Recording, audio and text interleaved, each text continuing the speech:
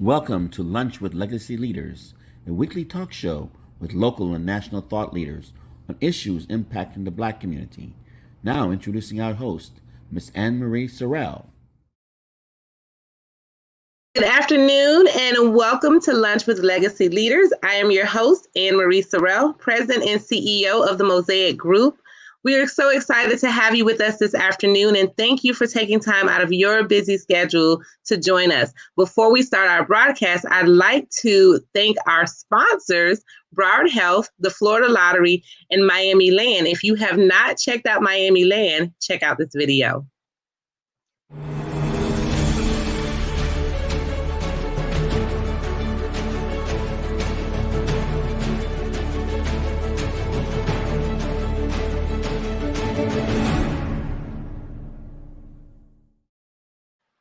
The weekend is upon us, so be sure to take your family this weekend to see Miami Land. Now, today we are joined by someone who I think is very interesting, as he wears multiple hats, and we're going to introduce Dr. Todd Clark, who's professor of law at St. Thomas University, and he is the co-chair of the Center for Pandemics, Disasters, and Quarantine Research. Welcome, Todd. Thank you very much for having me, Anne-Marie, and for that warm welcome. I'm really excited to be here to talk to you about some of the wonderful things that we have going on at St. Thomas through our Center for Pandemic, Disaster, and Quarantine Research. So I'm excited to be here and look forward to having a wonderful dialogue with you today.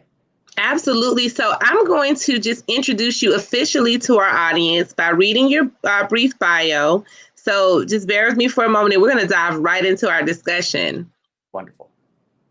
Professor Clark joins as a tenured professor of law. He comes to us from the North Carolina Central University School of Law, where he was a tenured professor of law and taught business associations, contracts, corporate justice, employment discrimination, and hip hop. You got to talk more about that.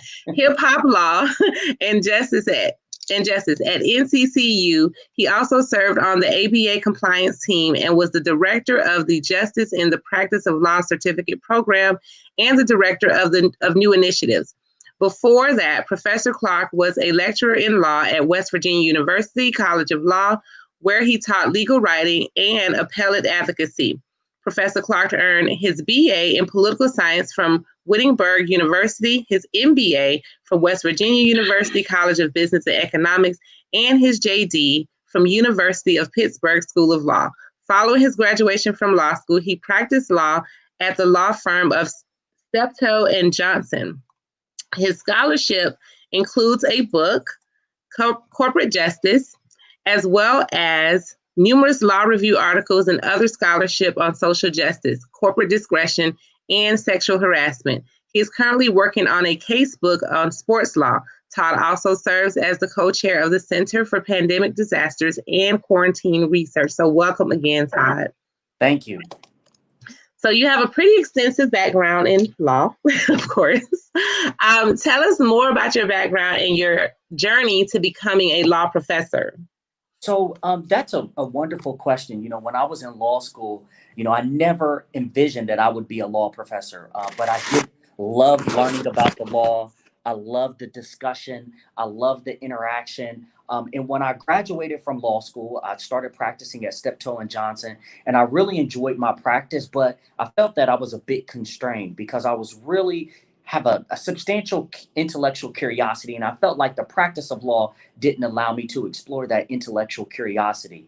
And this is an interesting story because it shows the value of giving back. And so when I was in West Virginia practicing law, there were a couple of African American students that were in law school. They were first year law students. So I just voluntarily decided to help them with their legal writing. And so to make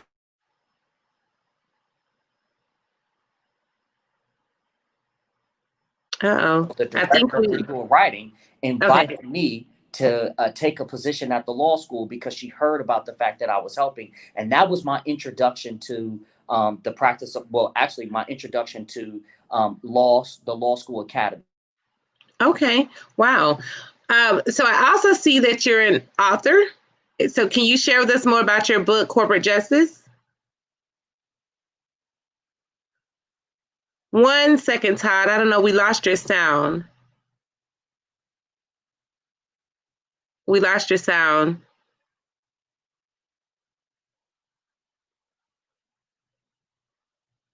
Um,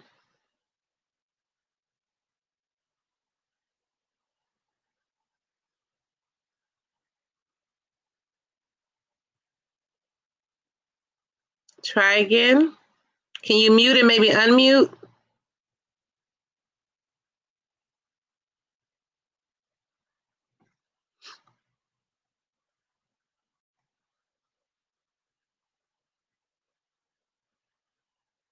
Okay. See if you can go out and come back in. Give us 1 moment. Just having a little technical difficulties for those who are following.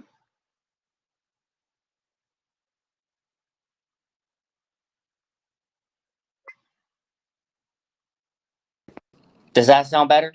Yes. Although on your end, it sounds like it's like really, really choppy when you speak. Do you think that's just the Wi-Fi here or what? I am not sure. Am I still sounding choppy? Yep, it's really choppy on my side. Okay. I don't know because I can't hear myself to the audience. If someone is listening and can just put in the chat how we sound to you, that would be great. But we'll continue on because I can hear you now. Okay. Someone says sounds good. So I can hear you now. So we'll continue. What may have happened is I got a call and I thought that for some reason, I guess the thing didn't block it. I have do not disturb, but the call came through. That might have been what happened. Yeah, they're probably in your favorites or something. Yeah, it was my mom calling. Yep, that's why the call came through. That's okay. Now you're very clear. I hear you very clearly now. Okay, awesome. So we'll go back to telling us about your book, Corporate Justice. Okay. So my corporate justice book was a book that I thought about writing. I teach corporations, and one of the things that happens in my corporations class, I talk about all of these issues about fiduciary duties and corporate finance. And one of the things I never really got a chance to explore because there was so much material in the corporations course was this notion of race, justice, inequality in the corporate boardroom. And so a good friend of mine, a guy by the name of Andre Cummings, we decided to write a corporate justice book where we could talk about these traditional corporate law contexts, but talk about issues of race, justice, and inequality, and how that influences the boardroom process. What are some of the dynamics that are added or are missing when you have diversity or a lack thereof in the boardroom? And so that's actually one of my favorite classes to teach because I get a chance to focus on core corporate law concepts, but I get people to think very critically about the issues of race, justice, and inequality. And this was a course that I created maybe about 8 to 10 years ago. Wow. Well, it's interesting that you created that 8 to 10 years ago, but here we are in 2020, and we're dealing with on like levels of 1,000% more than a couple years back. We're dealing with issues of race and inequalities and justice. And so, and we're going to go into the pandemic as well, but how has this pandemic impacted, your students and your teaching style and even the sales of your book? Like how, and maybe even the resurgence of this book because it's so relevant right now. One of the things that has happened is that there was like a perfect storm, right? We had the really sort of taking off of the Black Lives Matter movement at the same time that we had the pandemic. And I would say what has probably had the greatest impact is really the Black Lives Matter movement. One of the things that I do in that corporate justice class, there's a real interesting exercise that I put the students through. You might be quite surprised by some of their selections, but the short of it is we make them board members of a privatized prison, and then we give them a spending allocation. And so they spend money on reducing recidivism. They can improve the quality of the healthcare for the prisoners. They can spend money to lobby the gubernatorial candidate who wants to impose harsher sentences on immigrants, which will mean there will be more people in prison. They can give money back to the shareholders, or they can increase their own salaries. And so one of the things that's always interesting is when I created this course was at my former institution, or is an HBCU. And so you might think that though that students in general would make decisions that would endure to the benefit of prisoners, especially since we know that our justice system in many regards, in respects, is broken, especially at a school where you see a overwhelming majority of minority students. And one of the things that was so surprising and shocking to me and my co-author is that overwhelmingly made decisions to give money back to the shareholders and increase their salaries and did not spend much money to benefit the prisoners. And so we thought critically about why, right? So whereas professors, we think that we're doing this amazing thing in the classroom and talking about social justice. And sometimes what we found was this talking about it was not enough. So when I put the students in this exercise, and they were really proud of themselves, they were like, Professor Clark, I met my fiduciary duty. I did what I was supposed to do. And I really challenged them in that context, because I'm like, many of you are walking around and you complain about the things that the people are doing in the boardrooms and how they're not paying attention to your communities. And as soon as I gave you the power, you did the same things that you complain about. And so really what it was about was saying, you have a special role as a African American or as a woman. Be empowered. You don't have to hide who you are. And I think that what has happened when we see this Black Lives Matter movement, I think that it's been an empowering movement for people to say, you know what, this is who I am, and this is what I believe, and this is what I'm going to fight for. So I see a lot of value in that. And again, that's sort of coming out and occurring at the same time as the pandemic. I think that has also had an impact in terms of really bringing people together to a large extent, right? I think there has been some of that has occurred because the pandemic does not the pandemic or COVID doesn't necessarily discriminate, right? Yeah. So I want to backtrack for a second.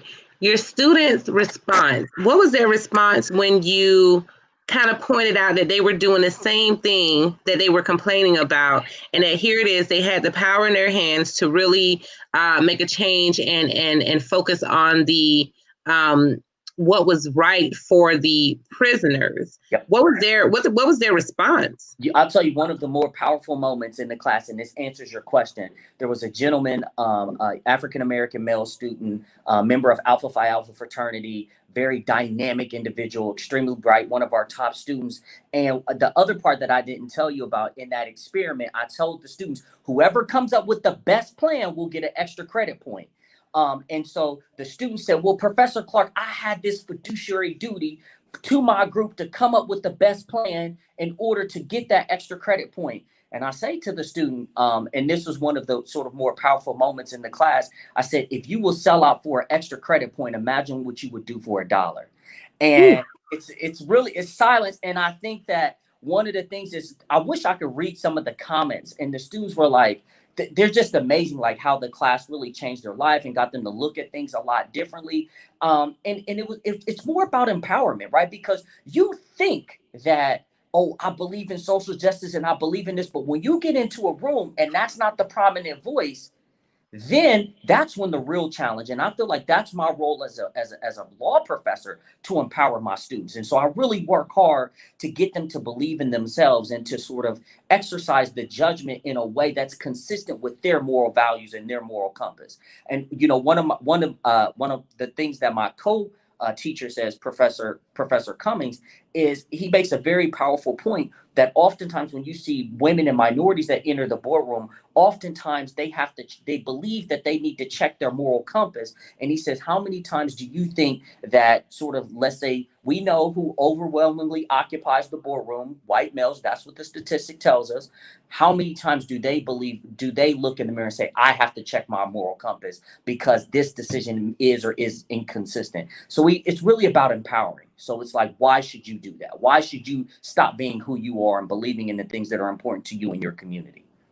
No, I love that. And as a former college professor, I love the impact and the shaping that we're able to do to the minds of students and you know, these future generations and our future leaders. So kudos to you for making that work happen that you do every day with our students. Now, so we talked about the racial inequality side of it. Now we've had the pandemic, COVID, that has definitely disproportionately impacted our communities, for the number of cases, deaths, etc., and has just really shown all of the other health disparities that we've had, within our community. So, before we get into your current role, how has in the classroom your students been impacted? What are the conversations they're having around this pandemic? That's a wonderful question. I mean, it's so challenging as a professor and a student during these times. I mean, you have no idea how many. It's really challenging for me. The email will start off, "Hey, Professor Clark, I'm sorry I'll be unable to attend class today because this particular family member is really sick. They're an elder family member, so I'm going to be unable to attend." And several times throughout the semester, I get the really challenging email and really unfortunate email that says that particular family member has passed, and I have to deal with this. And then as a professor and as a university, we do mental health is something that's really, really important to us at the university and my colleagues and administration at the law school. So we really work to step in to give the students whatever support they need, whether that's possibly postponing the exam, having consultations with the students to get them to healthcare professionals, just being a listening ear. I mean, I tell my students I'm available, at any time. Some of them will take me up on that.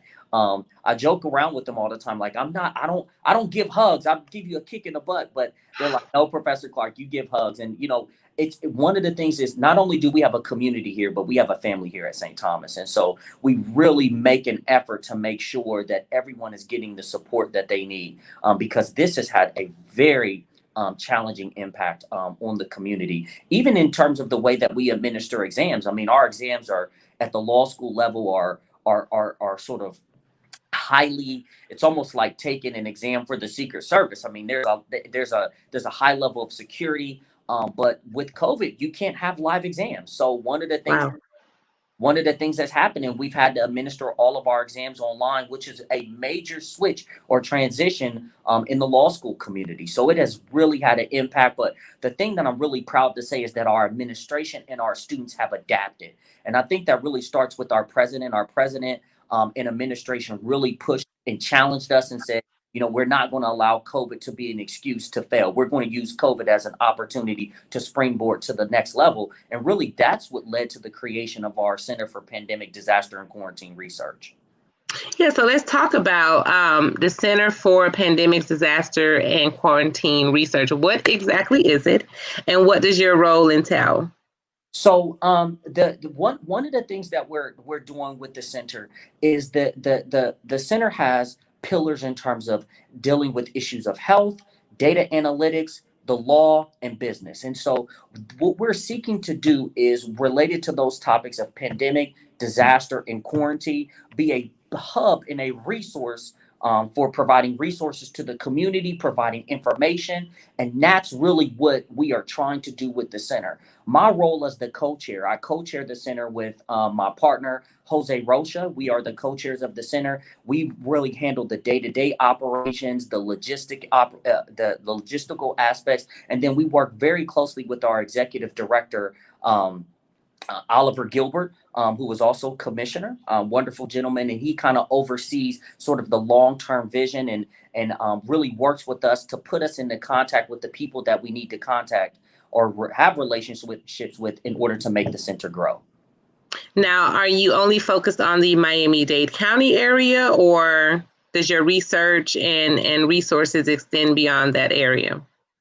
So that's a good question. I mean, one of the things one, Miami-Dade is near and dear to our hearts, and that is something that is very important to us. In fact, we recently received a $3 million grant from Miami-Dade County, which was just wonderful in terms of helping us sort of facilitate the aims and purposes of our center. But with that grant, we have been providing resources and services directly to Miami-Dade County. Now, the center overall is designed to really impact. We want to have an impact on the world. I mean, this is sort of our footprint because those things, pandemic, disasters, and quarantine, are things that happen regardless of the geographic barrier. So we want to have an imprint really on the world.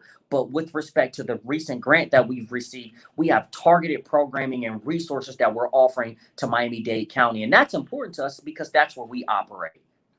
Yeah, and I was listening to someone say the other day that when you see one pandemic, there's probably another one right around the corner after it. And so, how do you believe that the center is going to be positioned, or will help position our communities to better prepare, better respond to potentially future pandemics? So I can tell you this. One, we have Professor Rocha does a lot on the data analytics side. We also are really working with Florida Memorial in order to establish partnerships with them. In fact, we have one where they put together a survey for small businesses in the Miami-Dade County, and we're disseminating that. The thing that we really think critically about is how do we serve, right? How do we serve our community? Right now, a more immediate need for us is the Miami-Dade community. So let me just tell you about a couple of things that we have done in order to accomplish the goals, or accomplish what you asked in that question. We had an event earlier in the year called Innovation in the Time of COVID. And what we did was we brought business leaders and lawyers in a virtual event, and we talked about how can you use COVID in order to innovate, right? Like, there are some businesses that are thriving in COVID, and what are the secrets to their success? What are the things that those businesses are doing to thrive, and how can you incorporate those practices into your businesses? How will COVID impact you, and what is the information and resources that you need to do that? We're providing that information to the community. We just did a recent event, which was really excited about. It was called On to Prosperity, and it was really focused on helping small businesses. So we brought in someone to talk about the tax consequences that businesses are going to experience next tax season as a result of sort of receiving grants. And if they received the PPP money and it was forgiven, what are the tax consequences of that? I think a lot of people are going to have questions about that. It's going to impact a lot of our small businesses. In addition to that, we talked about other grant opportunities. There are a plethora of resources out there, and this is what's a bit frustrating for us and what we're fighting against. We worked very closely with the Chamber of Commerce, Eric Knowles, and Mayor Pagat to really get information out to small businesses. But in addition to the fact that there are resources out there, we're finding that many of our minority businesses are not taking advantage of those resources. So we believe that the information isn't disseminated. So we're really working to combat that. How do we get the information out into the hands of our businesses so they can take advantage of these opportunities to solidify their financial prospects? COVID. So we are constantly moving and shaking. We're constantly sort of revising and thinking critically about how we can make an impact in the community. I can tell you right now, I mean, I haven't worked this out yet, but one of the next things that I'm hopeful that we'll be able to do as a center is this vaccine is starting to take off, right? And we all know that, especially in minority communities can be very reluctant to be the first to jump in line to take the vaccine. What are the implications of that, and why is that, and how do we bridge the gap, and to really facilitate a discussion? So I'm hopeful that we'll be able to have that discussion before the end of the year. But we are really trying to keep our hand on the pulse of the pandemic, the pulse of our communities, in order to create programming that provides a benefit. Awesome. Now, are there other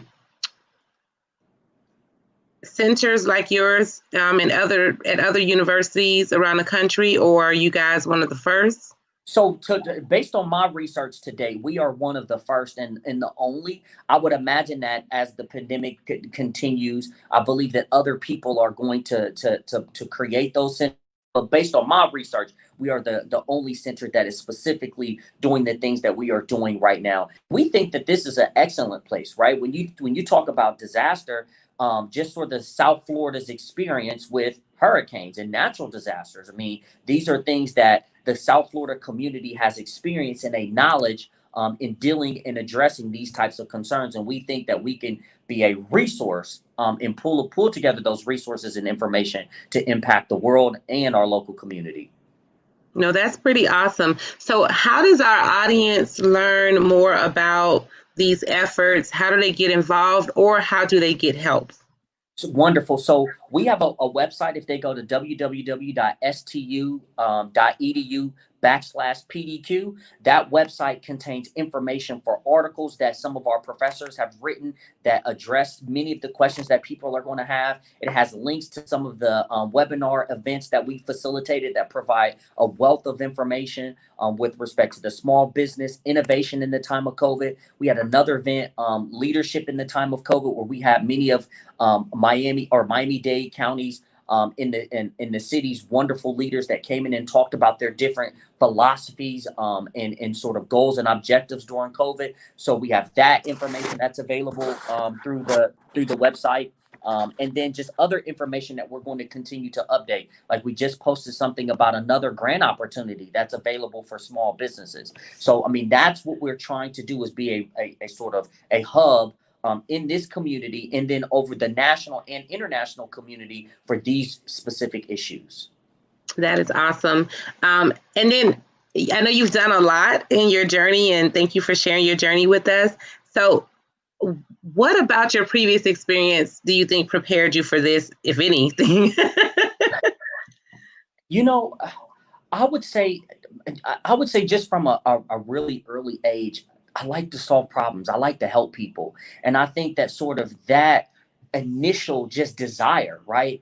Whether it's, helping people in a pandemic or helping people in a corporate justice class to understand that they have the ability to change the world. I mean, to serve as a change agent, to give people, empower people. And so I think it starts with that desire. When you're talking about specific level experience at my previous institution, I did a lot in terms of being at the forefront of creating programs. Like a lot of people have recently started utilizing Zoom platform. When I created we created a program called Justice in the Practice of Law, and I was one of the architects of that program. And all of the courses that we offered when I was at North Carolina Central were all online courses in a distance education format. We utilized online technology, and at some point we started using Zoom very early on, before people were doing this. There were many law schools that were like, no, you can't teach legal education online. And I'm like, no, you can. And I would have debates and argument. And now this is what we're doing it. So I think one of the things that's really important about any leader, I think a leader has to be able to see into the future. And if you think about really good leaders, they're able to do that. And that's something that I try to do. I try to look into the future. I don't think about now. I think about how things should be, and how can we get to that point? How do we take our position now to get to where we want to be in the future? And I think that's what's best prepared me for this position, because we have to constantly look forward. I love that. And to build upon that, we like for our guests to leave our audience with a or a couple golden nuggets, especially as we, have all together battled through this year, and we're coming up to the end of the year. What's the takeaway, or what's a golden nugget that you would like to leave with our listeners? The thing that I would like is the notion of support and passion. I think that this is a very challenging time for a lot of people, whether they're Black, white, male, female. And I think that at the end of the day, you have to have a heart of support.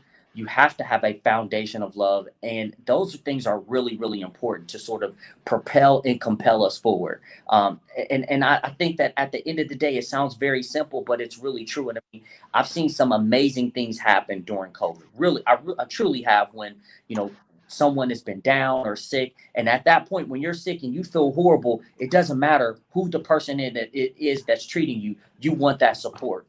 And I think that that's something that's important, is that we really have to make sure that we support our fellow brothers and sisters. No, that's such a great point, especially during these times. I think the holidays are going to be very different for people this year. And so whatever we can do to reach out and call, and I know we're tired of Zooming, but reach out and call and, do whatever is necessary. Now, how does someone follow you, Dr. Clark, or find you? That's so funny. I've been so resistant to social media, but I have had to acquiesce in some ways. If you're looking to reach out to me, I would say maybe go to the law school webpage, and you can email me at tclark2@stu.edu. That's the best way to follow me. I do some other things in life, but I'm a pretty private person, so I don't have much of a social media presence, although I need to. But I would say the best way is email tclark2@stu.edu. Awesome. Well, stay with us. We just have a couple of quick announcements for you. And thank you so much for joining us today on Lunch with Legacy Leaders. Thank you so much for having me. It's been a pleasure. You're welcome. It has been. So next week, we will be joined by Terry Williams, who is the president and COO and owner of One United Bank, the largest Black-owned bank in the country. Also, remember to check out Miami Land on MIA Media Group, as well as look out for our upcoming issues. We have some exciting issues and exciting news coming in the new year. So stay tuned for that. And please remember to watch our weekly entertainment show, Soul. The show discusses art and culture, food, fashion, relationships, mental health, and more. Tune in every Wednesday at 7 p.m. with none other than Nikki Jellin.